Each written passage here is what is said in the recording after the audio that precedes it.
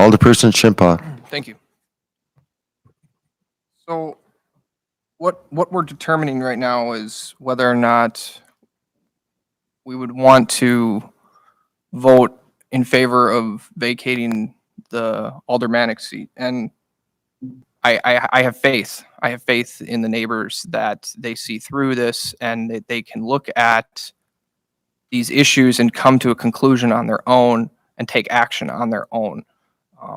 In fact, I would even go one step farther, even in the city, in terms of looking at precedent of this as well. There was a alderperson that had won on a write-in vote in the second district. This was back in 2014, 2015. And there was speculation as to whether or not they actually resided in the district or not. And just 2 years later, Marcon had actually run and won that seat in a contested race handily. And I think that that's a shining example of that faith that I have in the neighbors to be able to look at these sorts of things and to come to the best decision possible for their district. So I guess it's my opinion is that it's not my job to determine whether or not I believe somebody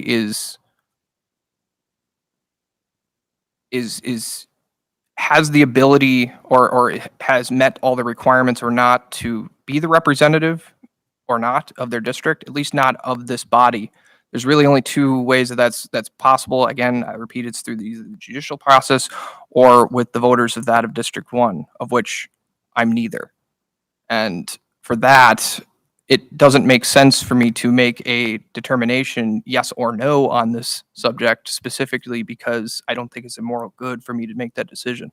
And so for that, I'm going to be abstaining on this vote. Under these circumstances, you're not going to be allowed to abstain. The statute? That is correct. This is not a vote. This is a vote to declare whether Jamie Hayes actually lives in her district or whether she does not live in her district.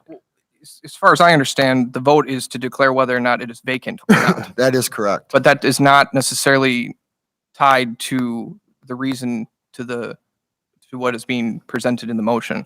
Meaning, for example, if I wasn't in the room, for example, that would count as an abstention if I happen to not be in the room. So to me, I don't see the difference between whether or not I'm present or whether I am present to the ability to abstain on a vote. I've never had a situation where I've seen that an abstention is not a valid option, especially if you don't feel like you have enough information to make a valid decision or not. Any other questions or comments? Becky, we call the roll, please. Hayes, No. Nachreiner, Yes. Rohrbeck, Yes. Shimpa, Abstain. You're not going to be allowed to abstain. You have to either answer yes or no, unless you give a valid reason why you can't answer. I just did. I don't feel like I have the moral right to do And so. I'm going to ask you to take a seat in the back, and I'll ask another citizen to come up and vote for you.